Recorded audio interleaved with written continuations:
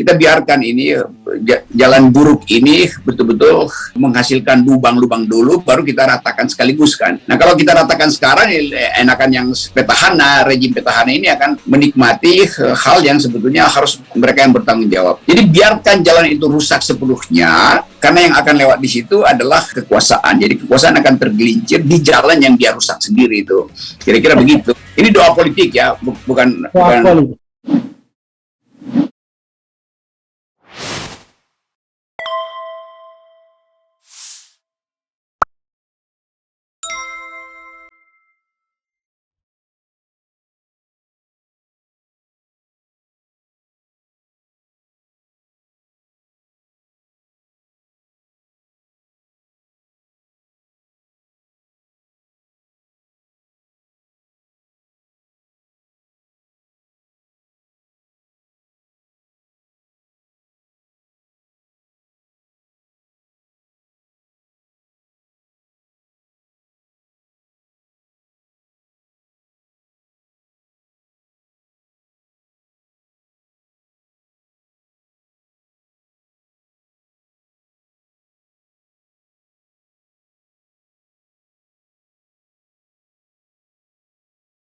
Ini menarik tadi ya, anak presiden harusnya tidak boleh berbisnis karena dia potensial menguasai informasi yang akhirnya tidak ada yang namanya asymmetrical information ya. Jadi sebagai orang yang diuntungkan berada di lingkar kekuasaan, dia bisa menguasai informasi dan itu bisa menguntungkan bisnisnya. Let's say misalnya bursa saham dan lain sebagainya. Berarti hal yang sama tidak boleh berlaku berlaku juga dengan ini dong, para menteri, para punggawa Presiden Jokowi yang kita tahu bukan satu dua bisnis semua malah berbisnis semua. Kan derajat pengawasannya begitu kan. Bahkan ada prinsip bahwa menteri itu begitu masuk kabinet, seluruh bisnisnya dia harus masuk dalam blind trust. Yang dalam tradisi orang Eropa, Amerika itu, dia nggak boleh punya akses sedikit pun. Karena dia adalah menteri. Di kita yang terjadi, menteri di bidang ekonomi terutama, semuanya punya bisnis kan. Nah sebelum dia datang ke istana buat bekerja pagi-pagi jam 9, itu jam 8 dia udah ketemu dulu dengan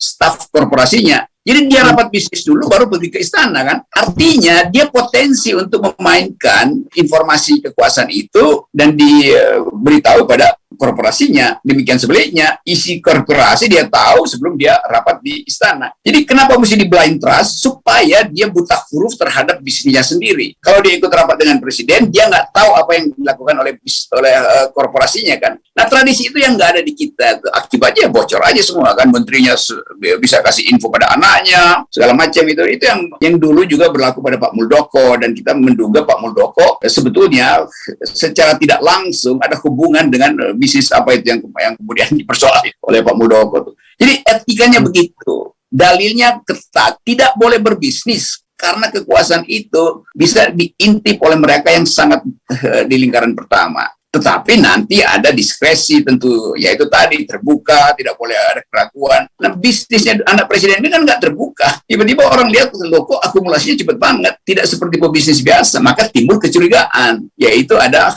inside information. Jadi soal begitu saya kira yang kita ingin sekaligus kita terapkan nanti supaya, jadi kalau kita bikin 0%, yang beginian pasti nggak terjadi, karena akan ada kontrol dari awal. Itu.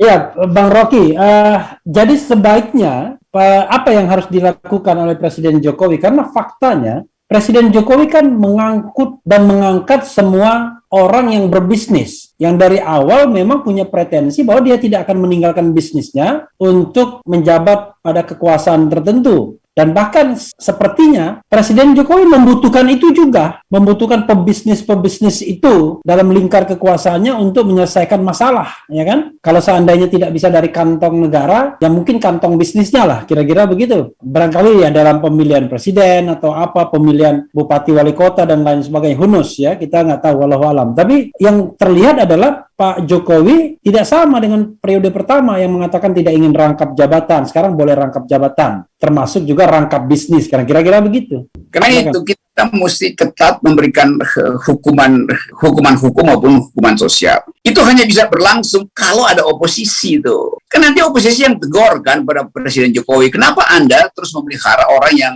mengijon Anda dulu kan? Yang ada soal waktu dia mau pemilihan, dia diijon, udah pasti dong bahwa pebisnis itu kasih uang banyak tuh. Tetapi aturannya tetap, begitu dia masuk kekuasaan, masa bodoh dengan pengijon itu nggak boleh. Nah, kita nggak bisa bilang nggak boleh, karena yang boleh bilang nggak boleh itu cuma oposisi. Kan di Amerika juga begitu, seluruh partai Demokrat itu pasti ada oligarkinya, Republik juga ada oligarkinya. Tetapi begitu kebijakan dibuat, Demokrat beroposisi pada Republik, Republik beroposisi pada Demokrat, sehingga oligarkinya itu pasti hati-hati dan diatur sedemikian rupa secara ketat bahwa batas keterlibatan oligarki itu cuma sekian persen, supaya presiden punya ruang manuver yang tidak diikat oleh oligarki pengijon ini. Tadi kita nggak ada soal-soal begitu. Karena itu Ubed jadi orang yang kritis, Refli Harun jadi orang yang sangat nyinyir terhadap potensi itu. Demikian tokoh oposisi lain. Jadi ajaibnya individu di kita justru yang beroposisi, bukan partainya kan. Tapi yang individu pun dibully oleh buzzer. Itu yang menjelaskan bodohnya buzzer ini. Mestinya mereka senang karena Ubed melaporkan sesuatu yang diduga punya potensi merugikan negara atau potensi menguntungkan orang lain. Kan itu intinya tuh. Tapi karena memang buzzer ini nggak dididik, ya udah dia cuma tunggu perintah aja kan. Kalau amplopnya tebal, dia ngocehnya panjang gitu. Kalau tipis ya udah dia separuh ngambek juga kan.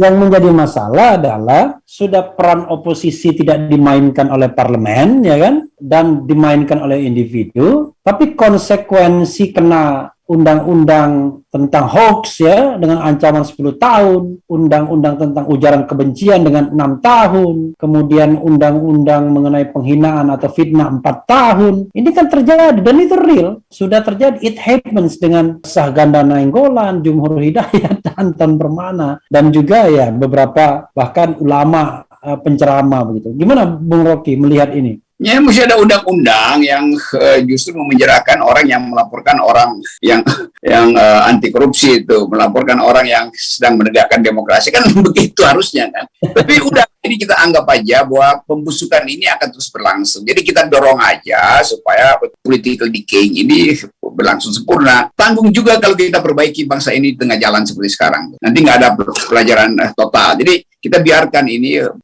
jalan buruk ini betul-betul menghasilkan lubang-lubang dulu, baru kita ratakan sekaligus kan. Nah kalau kita ratakan sekarang, enakan yang petahana, rejim petahana ini akan menikmati hal yang sebetulnya harus mereka yang bertanggung jawab. Jadi biarkan jalan itu rusak sepenuhnya, karena yang akan lewat di situ adalah kekuasaan. Jadi kekuasaan akan tergelincir di jalan yang dia rusak sendiri itu. Kira-kira begitu. Ini doa politik ya, bukan doa politik dan itu sah ya dalam bernegara. Dalam bernegara secara politis bagus.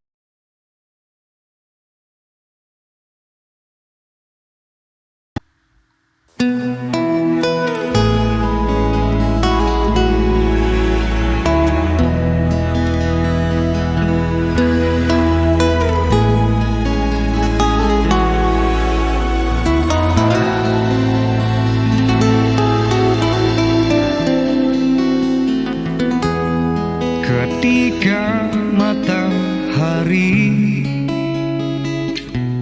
hanya di atas kepala, panas melelehkan. Ketika keadilan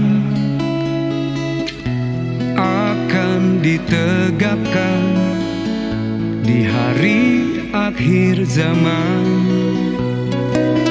padang yang luas tak ada naungan, tapi engkau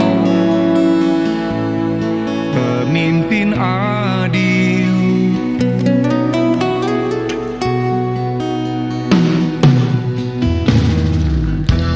Setiap manusia adalah khalifah di muka bumi ini. Engkau khalifah, dari khalifah kau dinaungi, kau dirahmati. Tapi engkau khalifah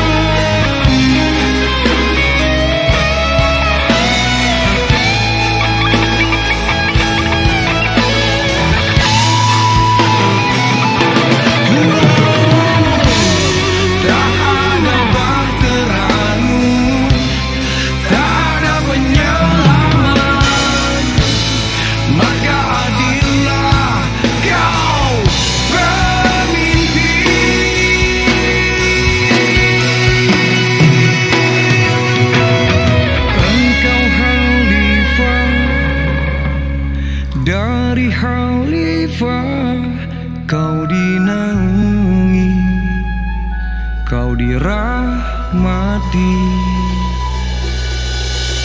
Tapi engkau khalifah, dari khalifah kau dinaungi, kau diselamatkan.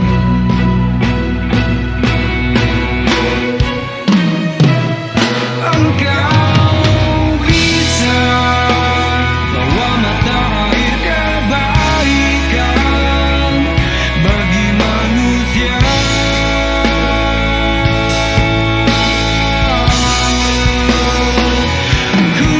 Kuasamu juga bisa menenggelamkan umat manusia.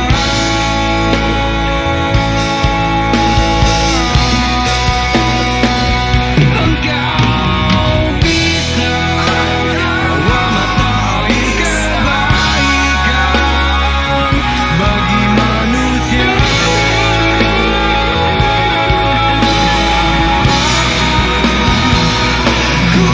Kuasamu juga bisa menenggelamkan umat manusia.